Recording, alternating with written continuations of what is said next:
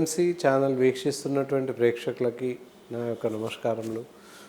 So ఆరోగ్యమే మహాభాగ్యం అనే శీర్షిక ద్వారా ఎన్నో రకాల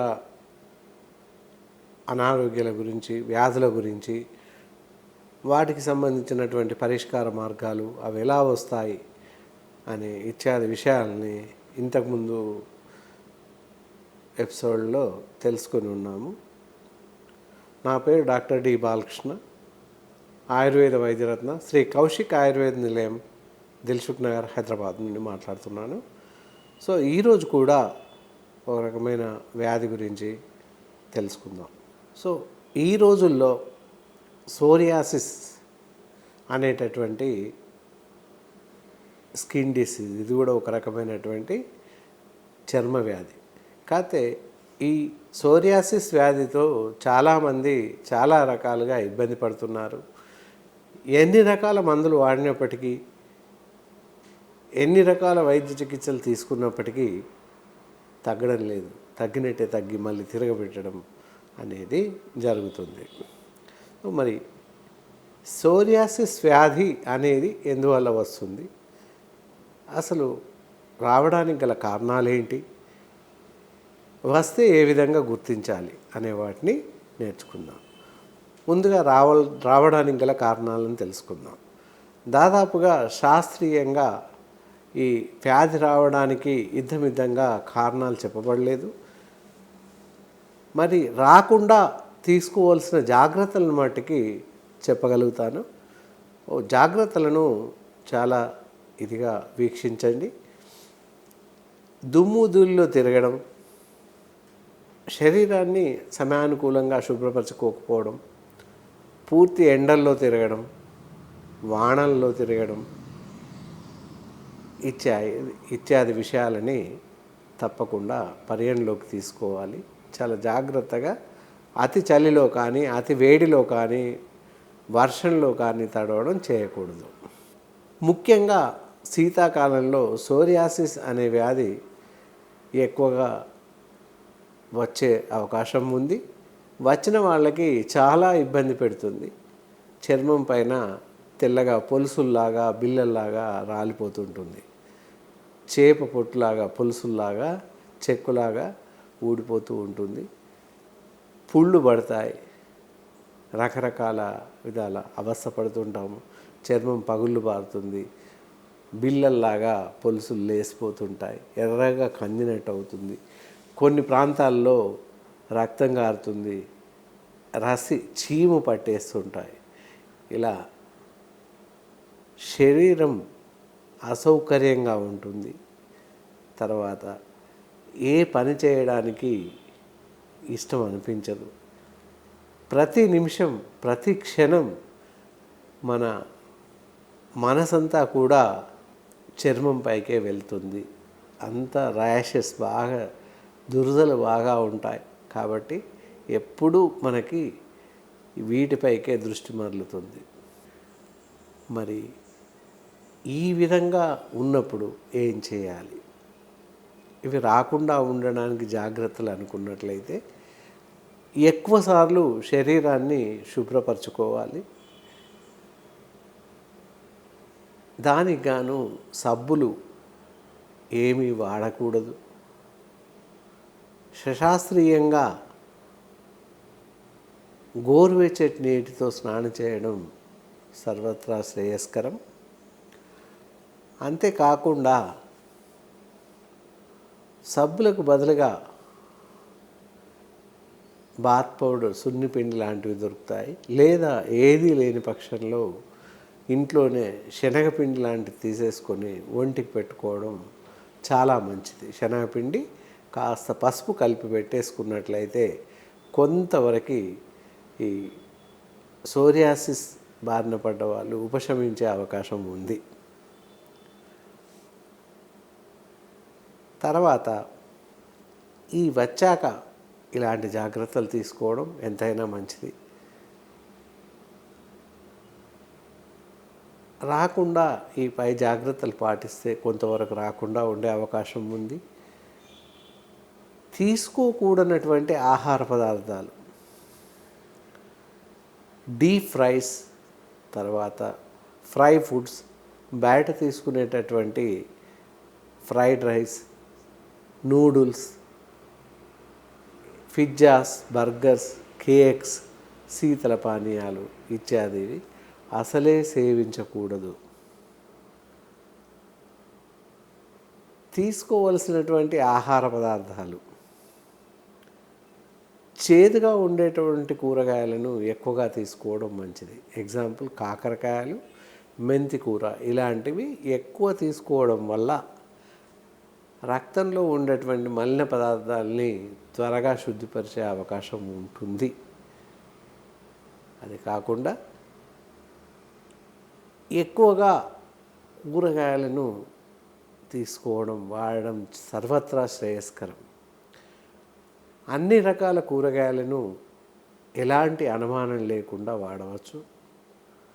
దానితో పాటుగా వెజిటబుల్ స్టాక్స్, కూరగాయల రసాలని ఎక్కువ తీసుకోవచ్చు. టమాటో సూప్ కానీ, సోరకాయ సూప్ కానీ, ఇలా అన్ని రకాల కూరగాయలతో సూప్ లాగా తయారు చేసి తీసుకోవచ్చు. అలా తీసుకున్నట్లయితే కూడా తొందరగా ఈ సోరియాసిస్ బాధ నుంచి విముక్తి చెందే అవకాశం ఉంది. కొంత బాధ తగ్గుతుంది. ఈ విధంగా పళ్ళు, పాలు ఇలాంటివి, పళ్ళ రసాలు ఎక్కువ తీసుకోవడం సర్వత్రా శ్రేయస్కరం.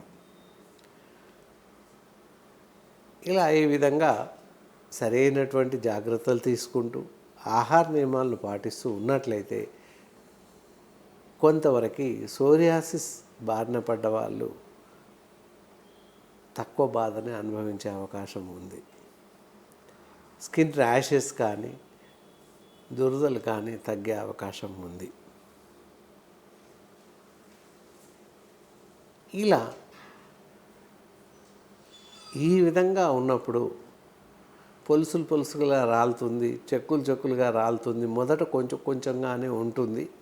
ఆ కొంచెం ప్రారంభ దశలో ఉన్నప్పుడే వెంటనే ఈ ఆహార నియమాలను పాటిస్తూ సరైన జాగ్రత్తలు పాటించినట్లయితే కొంతవరకు ఎన్లార్జ్మెంట్ పెరిగిపోయే అవకాశం ఉండదు. అలా ఆ విధంగా చేసినట్లయితే కొంతవరకు ఈ సోరియాసిస్ని ఎక్కువ శరీరం అంతా పాకకుండా చేసుకునే అవకాశం ఉంది.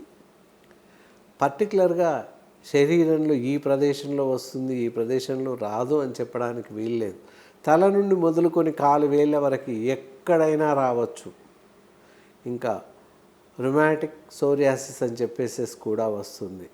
అలాంటప్పుడు సోరియాసిస్ వచ్చినప్పుడు పైన చర్మం పైన పగుళ్ళు ఉంటాయి. దాంతోపాటుగా బొక్కలు, మంటలు, నొప్పులు లేస్తుంటాయి. ఎముకలు కీళ్ళ వద్ద నొప్పులు, మంటలేస్తూ ఎక్కువ నొప్పి ఉండే అవకాశం ఉంటుంది. దాన్నే రుమటైడ్ సోరియాసిస్ అని చెప్పేసి అంటాం. ఇలా ఈ విధంగా ఉన్నప్పుడు ముఖ్యంగా శీతల పానీయాలు, ఫ్రిడ్జ్లో ఉండేటటువంటి నీటిని అసలు తాగకూడదు. మరి ఈ విధంగా ఎక్కువగా సోరియాసిస్ బారిన పడ్డ వాళ్ళకి గృహ చికిత్సా విధానం ఏదైనా ఉందా అనుకున్నట్లయితే మంచి చికిత్సా విధానం ఉంది. మీరు ఇంటి వద్దనే తయారు చేసుకొని కొంతవరకు ఉపయోగించుకునే అవకాశం ఉంది. ఏంటంటే వేప ఆకులు కానీ, వేప ఆకుల చూర్ణం కానీ దొరుకుతుంది. చూర్ణం తీసుకొని ఒక చూర్ణం అయినట్టయితే ఒక 4 స్పూన్స్ వేప చూర్ణం నీళ్ళల్లో బాగా మరిగించేసి ఆ మరిగిన నీటిని చల్లార్చి స్నానానికి వాడడం ఎంతైనా శ్రేయస్కరం. స్నానం చేసేటప్పుడు కూడా కూకుడుగాయల పౌడర్ కానీ, సీకాకాయ పౌడర్ కానీ తీసేసుకొని సబ్బుకు బదులుగా ఒంటికి కూకుడుకాయ లేదా సీకాకాయ పౌడర్ లేదా 2 కలిపి అయినా కూడా ఒంటికి పట్టించినట్లయితే తొందరగా సోరియాసిస్ తగ్గే అవకాశం ఉంది. ఈ విధంగా సబ్బుకు బదులుగా పైన చెప్పినటువంటి మెడిసిన్స్, కూకుడుకాయ పౌడర్, సీకాకాయ పౌడర్ని ఒంటికి వాడినట్లయితే చాలా బాగా పనిచేస్తుంది. తర్వాత ఎన్లార్జ్మెంట్ అంటే శరీరం అంతా పాకకుండా అక్కడే ఉండి మెల్లగా క్రమేణా తగ్గే అవకాశం ఉంది. ఇంకా దీంతో పాటుగా ఇంటర్నల్ మెడిసిన్స్ కూడా ఉంటాయి. ఏ విధంగా అంటే వేప నూనె అని చెప్పేసి దొరుకుతుంది. వేప తైలము, వేప నూనె దొరుకుతుంది. ఒక 10 చుక్కల వేప నూనెను ఒక అరకప్పు గోరువెచ్చటి నీళ్ళలో సాయంత్రము ఉదయం పరిగడుపున ఏమీ తినకముందు అరగంట ముందుగా ఈ వేప నూనె కలిపిన నీటిని తాగాలి. ఆ తర్వాత బ్రేక్ఫాస్ట్ చేసేయచ్చు. సాయంత్రం కూడా అరగంట ముందు ఒక 10 చుక్కల వేప నూనె, అరకప్పు గోరువెచ్చటి నీటితో సేవించినట్లయితే సోరియాసిస్ వ్యాధి తగ్గే అవకాశం ఉంది. ఈ విధంగా తగ్గే వరకు క్రమం తప్పకుండా వాడినట్లయితే సోరియాసిస్ బారి నుండి మిమ్మల్ని మీరు రక్షించుకునే అవకాశం ఉంది. ఈ విధంగా సోరియాసిస్ నుంచి పూర్తిగా బయటపడే అవకాశం ఉంది. ఒకవేళ అప్పటికీ తగ్గలేని పరిస్థితుల్లో లేదా అలా మందు తయారు చేసుకునే వీలు లేని పరిస్థితుల్లో లేదా మీకు సౌలభ్యంగా లేని పరిస్థితుల్లో తప్పకుండా మంచి అనుభవజ్ఞులైనటువంటి ఆయుర్వేద వైద్య నిపుణులను సంప్రదించినట్లయితే మీ సోరియాసిస్కి సరిపడేటటువంటి తగ్గడానికి అవసరమైనటువంటి ఔషధాలను సూచిస్తూ పూర్తిగా మీకు తగ్గించే అవకాశం ఉంది. క్రమం తప్పకుండా తగ్గే వరకు మందులను వాడినట్లయితే సోరియాసిస్ పూర్తిగా తగ్గిపోయే అవకాశం ఉంది. ఆయుర్వేద వైద్య విధానంలో పూర్తి స్థాయి ఆయుర్వేద చికిత్స సోరియాసిస్ వ్యాధికి ఉంది. కావున ఏమాత్రం అనుమానపడకుండా, ఆలోచించకుండా, అశ్రద్ధ చేయకుండా ప్రారంభ దశలో ఉన్నప్పుడే వైద్యులను సంప్రదించితే తొందరగా సోరియాసిస్ వ్యాధి బారి నుండి మిమ్మల్ని మీరు కాపాడుకునే అవకాశం ఉంది. మీకు అందుబాటులో ఉన్నటువంటి ఔషధాలను, మేము చెప్పినటువంటి ఔషధాలను సేవిస్తూ సోరియాసిస్ బారి నుండి బయటపడే అవకాశం ఉంది. క్రమం తప్పకుండా పూర్తి తగ్గే వరకు ఔషధాలను సేవించడం ఎంతైనా మంచిది.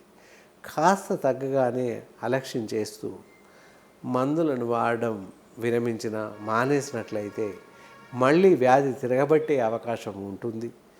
కావున క్రమం తప్పకుండా వేల ప్రకారం మందులను వాడడం, సూచించినటువంటి ఆహార నియమాలను నిర్దిష్టంగా పాటించడం ఎంతైనా మంచిది. మేము ఎలాగైతే చెప్పామో విరుద్ధ ఆహారం, ఏదైతే ఆహారాలను మానేయాలని చెప్పామో అవి తప్పకుండా మానివేయడం సర్వత్రా శ్రేయస్కరం. ఈ చర్మ వ్యాధుల్లోనే ఇంకొక రకమైనటువంటి చర్మ వ్యాధి ఉంటుంది. దాన్నే అక్టికేరియా అని చెప్పేసి అంటాము. ఇది ఎక్కువగా సీ ఫుడ్ తీసుకున్న వాళ్ళకి, అలాంటి వాళ్ళకి వస్తుంది. ఇది రావడానికి గల లక్షణాలు, తర్వాత వస్తే తీసుకోవాల్సినటువంటి జాగ్రత్తలు ఎలా ఉంటాయి అనేది నేర్చుకుందాం. ఇవి ఎలా అంటే ఫేస్ పైన, చెక్కిల పైన, కనుబొమ్మల పైన లేదా మెడ వెనక భాగంలో ఎక్కువగా వచ్చే అవకాశం ఉంటుంది. ఇవి లైట్ పింక్ కలర్, రాగి కలర్లో ఉంటాయి.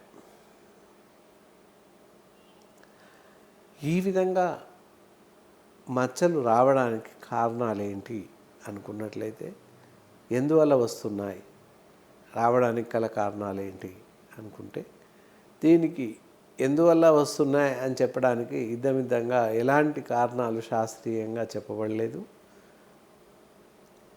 రాకుండా తీసుకోవాల్సిన జాగ్రత్తలు ఏంటంటే, సన్షేడ్, డైరెక్ట్ సన్లైట్ మొహం పైన పడకుండా జాగ్రత్త పడాలి. బయటకు వెళ్ళినప్పుడు క్యాప్స్ లాంటివి ధరించడం, లేదా కంప్లీట్ ఫేస్ కవర్ అయ్యేలాగా ఏదైనా మాస్క్ లాంటిది ధరించడం, ఫేస్ మాస్క్ లాగా. అలా చేయడం వల్ల కొంతవరకు డైరెక్ట్ సన్లైట్ నుంచి ప్రొటెక్ట్ చేసుకునే అవకాశం ఉంటుంది. ఎక్కువగా దుమ్ము ధూళిలో తిరగకుండా ఉండడం చాలా మంచిది. ఈ విధంగా కొంతవరకు చేసినట్లయితే మనకి యాక్టికేరియా అనేటటువంటి జబ్బు రాకుండా ఉంటుంది. అంతేకాకుండా మనం తీసుకోవాల్సిన జాగ్రత్తలలో ఇంకా కూడా ఎక్కువసార్లు చల్లటి నీటితో ముఖాన్ని శుభ్రపరచుకోవడం ఎంతైనా మంచిది. ముఖం శుభ్రపరచుకోవడానికి సబ్బులు వాడకపోవడం సర్వత్రా శ్రేయస్కరం. దాని బదులుగా ఏ సున్నిపిండి కానీ బాత్ పౌడర్ లాంటివి వాడడం శ్రేయస్కరం. ఈ మచ్చలు ఏర్పడినప్పుడు ఎలాంటి జాగ్రత్తలు తీసుకోవాలి? ఇవి మనం జాగ్రత్తగా గమనించినట్లయితే చెక్కిళ్ళ పైన, అంటే నుదురు పైన, చెవి వెనక భాగంలో, గదవ కింది భాగంలో ఎక్కువగా వచ్చే అవకాశాలు ఉన్నాయి. ఎలా అంటే లైట్ పింక్ కలర్ మచ్చలు ఉంటాయి చిన్న చిన్నగా. అలా మనం నిర్దిష్టంగా గమనిస్తే కనిపిస్తాయి. వీటిపైన మనకి దురదలు కానీ ర్యాషెస్ కానీ ఏమీ రావు. ఇవి రావడం వల్ల ఇతరత్రా ఎలాంటి అనారోగ్య లక్షణాలు ఏమీ ఉండవు. కానీ ముఖం పైన అవుతాయి కనుక మనకి అందంగా కనిపించే అవకాశం ఉండదు. కాబట్టి అవసరమైతే వీటిని తగ్గించుకునే అవకాశం ఉంది. మరి వీటికి ముందుగా విరుద్ధ ఆహారం, ఎలాంటి ఆహారం తీసుకోకూడదు అన్నట్లయితే fry foods, junk foods, cakes, pizzas, burgers, noodles, sauce ఇలాంటివి ఆహార పదార్థాలను అసలే భుజించకూడదు. బయట తినుబండారాలను అసలే తినకూడదు. ఇంకా తీసుకోవలసినటువంటి ఆహార పదార్థాల విషయానికి వచ్చినట్లయితే అన్ని రకాల ఆహార పదార్థాలను, మరీ ముఖ్యంగా పాలు, పళ్ళ రసాలని తీసుకోవడం కానీ, పళ్ళు తినడం కానీ చాలా మంచిది. దీనికి కమలాలు, ఆరెంజెస్ అంటారు, వాటిని కూడా వీక్లీ వన్స్, ట్వైస్ ఎక్కువ తీసుకోవడం చాలా మంచిది. మిగతా రకాల పళ్ళను కూడా రోజు ఒక రకమైనటువంటి పళ్ళను తీసుకోవడం చాలా మంచిది. దానివల్ల చర్మం మృదువుగా ఉంటుంది, పరిశుభ్రంగా ఉంటుంది. శరీరంలో ఉన్నటువంటి మలిన పదార్థాలను బయటకు తీసుకువెళ్ళే అవకాశం ఉంటుంది. కాబట్టి పళ్ళను, పళ్ళ రసాలను ఎక్కువగా సేవించడం చాలా మంచిది. మరియు అన్ని రకాల కూరగాయలు తప్పకుండా తీసుకోవాలి. ఏ పరిస్థితుల్లోనూ నాన్ వెజిటేరియన్ పదార్థాలను సేవించకూడదు. ఇలా పూర్తిగా కూరగాయలను భుజించడం ద్వారా యాక్టికేరియా అనేటటువంటి జబ్బు రాకుండా ఉంటుంది. ఒకవేళ వచ్చినప్పటికీ తొందరగా తగ్గించుకునే అవకాశం ఉంది. ఇలా యాక్టికేరియా అనేటటువంటి మచ్చలు చర్మం పైన ఏర్పడినప్పుడు జాగ్రత్తగా పరిశీలించి వీటికి సరైనటువంటి వైద్య చికిత్స తీసుకోవడం ఎంతైనా శ్రేయస్కరం. రాగి మచ్చలు ఏర్పడినప్పుడు గృహంలోనే మనకు అందుబాటులో ఉన్నటువంటి మంచి వైద్య చికిత్సా విధానం ఉంది. అది ఎలానంటే, చిన్న రాగి పాత్రలో నువ్వుల నూనె తీసుకోవాలి. దాంతోపాటుగా సైంధవ లవణం అని చెప్పేసి మార్కెట్లో దొరుకుతుంది. సైంధవ లవణం పూర్తిగా కొంచెం మనకు సరిపడేంత నువ్వుల నూనెను రాగి పాత్రలో తీసుకోవాలి. రాగి ప్లేట్ లాంటి దానిలో తీసుకొని 2-3 చిటికల సైంధవ లవణం అందులో వేసి బాగా మిక్స్ చేయాలి. 10 నిమిషాలు 20 నిమిషాల వరకు బాగా రంగరించి కలిపినట్లయితే సైంధవ లవణం నువ్వుల నూనెలో దాదాపుగా కరిగిపోతుంది. అలా కంప్లీట్గా కరిగాక 10 నుంచి 20 నిమిషాలు కలిపినటువంటి ఆయిల్ అలా పక్కన పెట్టేసేయాలి.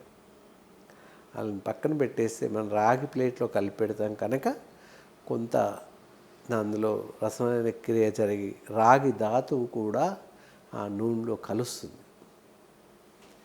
అప్పుడు అలా తయారు చేయబడ్డటువంటి లిక్విడ్ని, సెమీ లిక్విడ్ ఆ నూనె పదార్థాన్ని ఎక్కడెక్కడైతే చర్మం పైన రాగి మచ్చలు ఏర్పడ్డాయో వాటిపైన కాస్త అప్లై చేయాలి. అప్లై చేసేసి రాగి కాయిన్స్ కానీ ప్లెయిన్గా ఉండే రాగి ప్లేట్స్ కానీ ఉంటాయి, కొంచెం పెట్టి దాంతో మెల్లిగా ఇంకే వరకు రుద్దుతూ ఉండాలి. అలా చేయడం వల్ల త్వరగా ఈ రాగి మచ్చలు, యాక్టికేరియా లాంటి మచ్చలు తగ్గిపోయే అవకాశం ఉంది. చర్మం మీద ఎక్కడెక్కడైతే మనకి మచ్చలు ఏర్పడతాయో పింక్ కలర్ మచ్చలు, వాటిపైన ఇలా తయారు చేసుకున్నటువంటి మిశ్రమ ఆయిల్ని, సైంధవ లవణం విత్ నూనెతో తయారు చేసిన పదార్థాన్ని ఆ మచ్చల పైన పెట్టి చిన్న రాగి ప్లేట్ కానీ, రాగి కాయిన్స్ ఇప్పుడు దొరకట్లేదు కనుక రాగి ప్లేట్స్ చిన్నవి దొరుకుతాయి, వాటిని ఉల్టా వెనక ప్రాంతంతో ఇలా రుద్దినట్లయితే అవి ఆయిల్ ఇంకిపోతుంది లోపలికి శరీరంలోకి. ఆ విధంగా చేస్తే త్వరగా తగ్గిపోయే అవకాశం ఉంది. ఇలా పూర్తి స్థాయిలో తగ్గే వరకు ఈ చికిత్స వాడడం ఎంతైనా శ్రేయస్కరం. అలా ఒకవేళ మీకు ఈ చెప్పినటువంటి పదార్థాలు అందుబాటులో లేని పరిస్థితుల్లో, చేసుకునే సమయం లేని పరిస్థితుల్లో తప్పకుండా మంచి అనుభవజ్ఞులైనటువంటి ఆయుర్వేద వైద్య నిపుణులను సంప్రదించినట్లయితే ఈ యాక్టికేరియా కాను మంచి చికిత్స అందించే అవకాశం ఉంది. పూర్తి స్థాయి ఆయుర్వేద వైద్యంలో చికిత్సా విధానాలు ఉన్నాయి, మంచి ఔషధాలు ఉన్నాయి. కావున తప్పకుండా వైద్యులను సంప్రదించి దీనికి సరిపడేటటువంటి వైద్య చికిత్సలను తీసుకొని సమయానుకూలంగా వాడినట్లయితే పూర్తిగా మీకు ఈ జబ్బు బారి నుండి బయటపడే అవకాశం ఉంది. కావున అశ్రద్ధ చేయకుండా తప్పకుండా వైద్యులను సంప్రదించి వారి సలహా మేరకి ఔషధ సేవనం సేవించడం ఎంతైనా మంచిది. పూర్తి స్థాయిలో ఆహార నియమాలను పాటిస్తూ మందులను వాడుతూ ఉన్నట్లయితే పూర్తిగా ఈ పింక్ లేత గులాబీ రంగులో తయారైనటువంటి మచ్చలు పూర్తిగా నివారించబడతాయి. ఈ విధంగా వైద్య చికిత్సలను మీరు తీసుకొని ఈ జబ్బు బారి నుండి బయటపడతారని ఆశిస్తూ సెలవు తీసుకుంటున్నాను.